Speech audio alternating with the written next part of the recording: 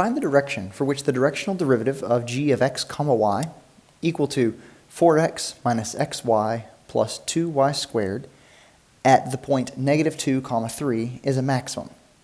What is the maximum value? The directional derivative is going to be maximized in the same direction as the gradient of that function at that point. So we're going to start by finding the gradient. So the gradient of g of x comma y is going to be equal to g sub x I plus g sub y j. Well, g sub x is 4 minus y. This will be equal to parentheses 4 minus y, close parentheses I, plus, open parentheses, negative x plus 4y, which is g sub y, close parentheses, j. And evaluating this at the point negative 2, 3, the gradient of g, evaluated at negative 2, 3, is going to be equal to I plus 14j. Now we can find the magnitude of that vector to give us the maximum value.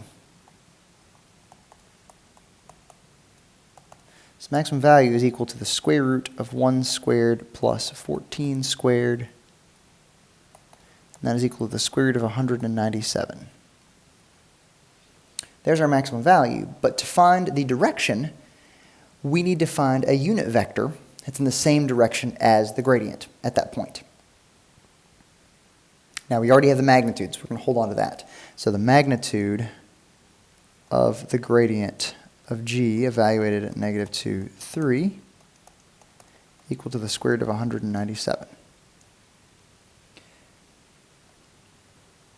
So our unit vector, I'm going to go ahead and just call it u, is going to be 1 over the square root of 197 as our I component, plus 14 over the square root of 197 as our j component. Taking the vector, or the gradient there, dividing it by its magnitude. And because this is in ij format, this tells us the cosine and the sine of our vector. I'm going to use the fact that in this case, the sine of theta is equal to 14 over the square root of 197. And if we take the arc sine of this, of both sides, theta is approximately 1.499 radians.